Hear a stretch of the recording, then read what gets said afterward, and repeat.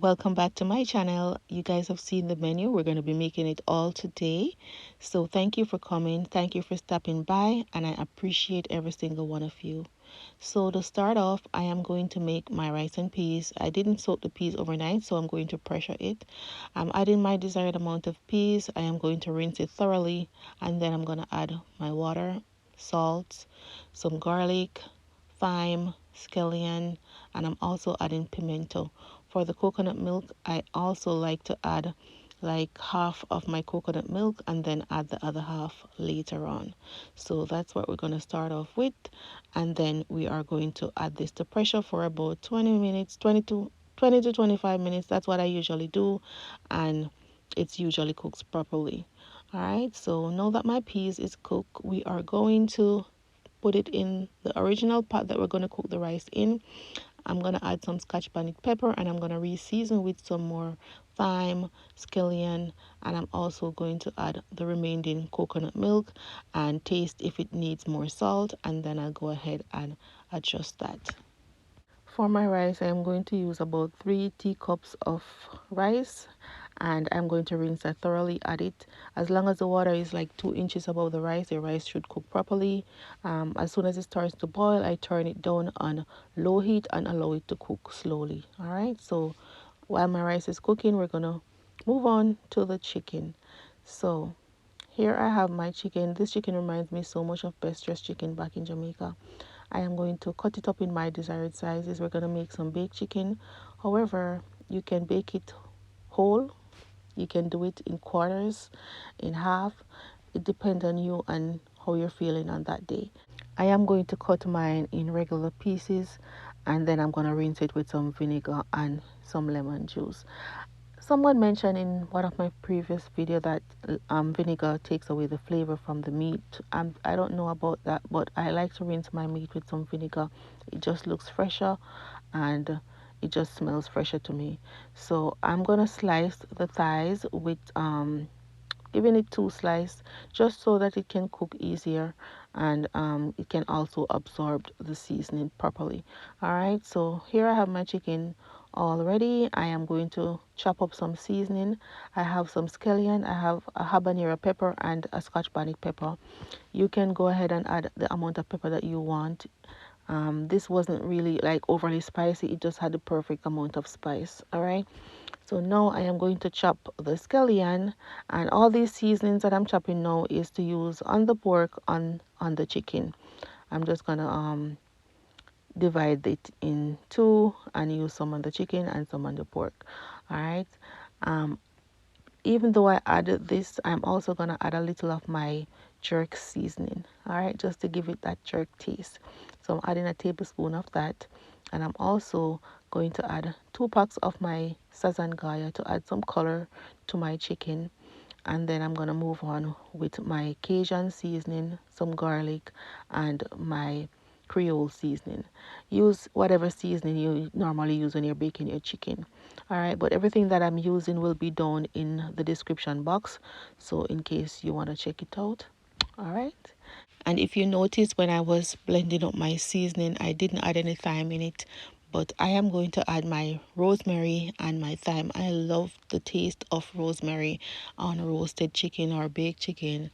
Whatever chicken you're putting in the oven, once you add some rosemary, it just gives it a nice aroma, a nice flavor to the chicken. All right, so here I have some dried rosemary. I'm adding that, and I'm also gonna add some pieces of thyme and put it in my chicken as well. All right, so we're gonna just go ahead and pop this in our baking pan and put it in the oven. I'm just gonna lightly grease it because I don't want it to be like coming out of the oven oily, because the chicken itself is gonna produce its own oil. So just to grease the pan, I added some oil, and I'm going to just put it in the oven. My oven was already preheated at 350 degrees, and we're just gonna pop it in there and allow it to bake. All right, while I was doing this, I was cooking everything at the same time, but I edited the video section by section. All right, so you're gonna see everything for chicken right now. So right now I just took out the chicken, I'm draining off the liquid, and I'm gonna pop it back in the oven. But before I do that, I am going to pour off some of the oil from this. So to allow the oil to rise to the top, I'm adding all my sauces, and I'm using ketchup, I'm using barbecue. I'm also adding a little bit of my habanero sauce, some chili sauce. Every sauce that I have in my cupboard, I just add a little bit of that, and I'm just going to drain off the oil afterwards, and then I'm going to mix up that and add it to my chicken, just a little bit of it, not all of it. The rest is going to be our gravy. All right, so I'm just going to put some on top of the chicken, pop back my chicken in the oven, put it at 400 degree, and allow this to just come to a nice, give it a nice color, because the chicken is already cooked. It just need a little color now, so that's what we're doing. So at first I baked it for an hour and 15 minutes, and after adding the sauce I give it another 15 minutes at 400 degrees. All right, and if you don't have all these sauce, don't worry yourself guys, your chicken is well flavored from all the herbs that was blended. So if you even have ketchup and browning, that's fine. So the chicken is out and looking beautiful, and we're going to move on to the pork.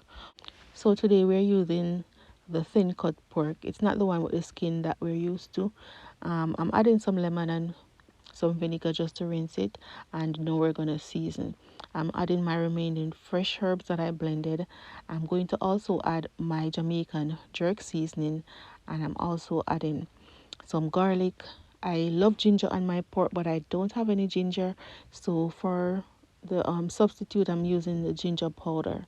All right, I'm also going to add some pimento. Sometimes we have to improvise when we don't have something, we use something else to substitute for that. I'm adding some pork seasoning, 1 tablespoon of pork seasoning, and this is from Easy Spice. And I'm also going to add some black pepper and some Cajun seasoning. Sometimes people will comment and say, why don't you season your meat with salt? I really don't see the need for that, to be honest, because most or all of these seasoning have salt in them already, and that will only make the food salty. So I don't add salt when I'm doing my meat. Any form of meat, once I'm seasoning it, I don't add any salt. So now we're going to add our browning to add some color to the meat, because we're going to stew it. If I do this in the oven, I don't add browning because the heat from the oven will give it a nice brown color, so we don't need to add browning. But we're going to stew it on top of the stove where we're going to be adding water, so it definitely needs some browning. Here I have my heated saucepan. I'm adding some oil, and now we're going to saute this. We're going to braise it for about 5 minutes, and then we're going to cover it and allow it to continue braising on its own. But for the first 5 minutes, we're going to be stirring it. All right, so after the first 5 minutes, I just cover it down and allow it to braise on its own, produce its own liquid. All the herbs get to marry and all of that good stuff. So for the liquid, we're going to add 3 cups of water, just enough water to cover the pork, and allow it to cook slowly. All right, and this is thin cut, so it didn't take a very long time to cook. All right, so as soon as it's tender to your liking, that's when we're going to go in and we're going to add our herbs. We're going to re-season. So we're going to add some bell peppers, some more scallion and thyme. I'm also adding 2 tins of broad beans because they love the broad beans in the pork. So yeah, I'm adding a tablespoon of ketchup, and I'm also going to add a little bit more browning because the browning that I used is the first time I was using that browning, and it's not really strong, so I'm adding a little more. And I'm not going to cover back the pot at this point. We're just going to allow it to simmer down, a nice semi-thick gravy. All right, so this gravy consistency was perfect for me. It wasn't too thick and it wasn't thin and watery. All right, so this is how I love it. Now we're going to move on to making some veggies. They wanted some potato salad, but I didn't see the need for that because I was already making garlic butter potatoes. So I'm just gonna make some coleslaw real quick. I'm just gonna chop it up with a knife, really hard man thing, and then I'm gonna grate some carrots. All right, so this is nothing fussy, as I said, just some grated carrots and cabbage. You can use the small size like this, or you can use this part. Sometimes I use both just to get different sizes of carrots in my coleslaw. It's up to you. So coleslaw is always a winner in my house, no matter how much is made. someone always wants more. So I'm just gonna mix it up, and after mixing this up, I'm going to add a little salt, a little sugar, a little vinegar, some mayonnaise, some black pepper. Everything is just gonna combine and give it a nice flavor. If you want, you can prep it up and add some bell peppers as well, but we're keeping it really simple today. So just the mayo, the salt, the sugar, the black pepper, and I'm gonna garnish with some tomatoes. Moving on to my potatoes. Sometimes when I'm making garlic butter potatoes, I cut them in cubes. As you can see, I'm cutting them in half, and then I cut them vertically. It all depending on what I want at that particular time and how I'm feeling on that day. Sometimes I even cook them in the skin. So now I have my water boiling, and I'm adding my potatoes. As soon as they're cooked, I just go ahead and strain off the water. If I'm not gonna saute them right away, I would shock it with some cold water to stop the cooking process and allow them not to mash out.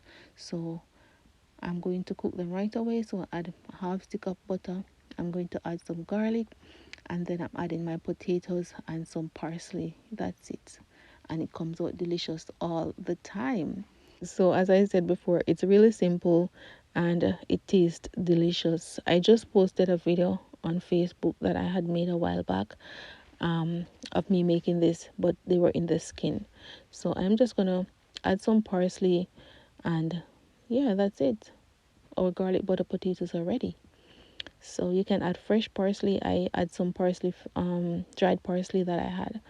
So this is a whole complete meal in one video. I hope you guys enjoyed the video. Thank you for sticking and staying with me. You could have chose to click on any other video, but you chose to click on mine, and I appreciate you for that. So thank you so much. Thank you, thank you, thank you so much. All right. Let me know in the comment section which section of the video was your favorite. That is, if you watch the entire video. All right. I hope you're all staying safe. I hope you're all doing fine. And may God continue to bless you and your family. And Happy New Year. All right. I think this is my first video for the year. So Happy New Year to you all. All right. Bye.